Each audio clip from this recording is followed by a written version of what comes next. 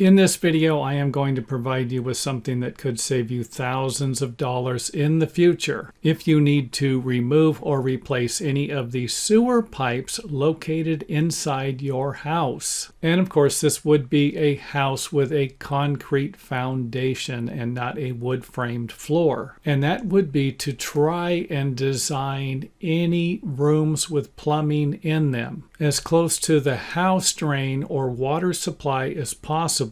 For example, here we have the sewer drain and then the house drain that leads from the house to the sewer, basically coming off of a bathroom, the laundry room, and right next to the kitchen, where we have a bathtub, toilet, sink, wash machine, dryer, water heater, kitchen sink, and I didn't put the dishwasher in here because this isn't going to really create a problem because of the way it is attached to the plumbing under the kitchen sink. Now, this won't be a normal situation, but if you did have the plumbing coming in from the side of the house, then you could simply rotate the design to fit the plumbing. For example, if it was coming in from the back of the house, you could rotate the design of the floor plan to accommodate the water supply and drainage system. However, if you don't pay attention to what I'm telling you right now and you're designing your own house, and you do end up with a problem with the drain pipes or the water supply pipes that are located underneath the floor slab, then there's a good chance your home is going to end up looking something like this when the plumber needs to cut the concrete slab, remove the soil so that they can replace the pipes.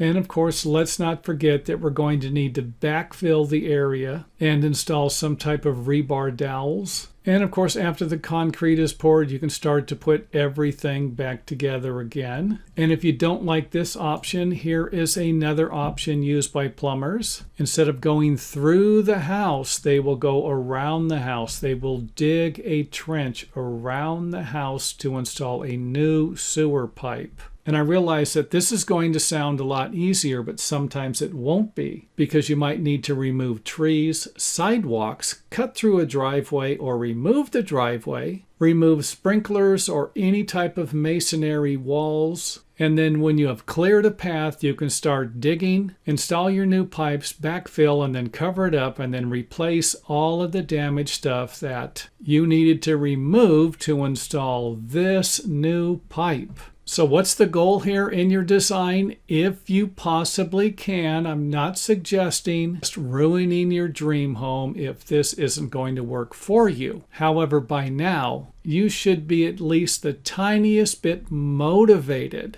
to locate as much of the plumbing fixtures you possibly can as close to the incoming drainage and water supply plumbing pipes as possible.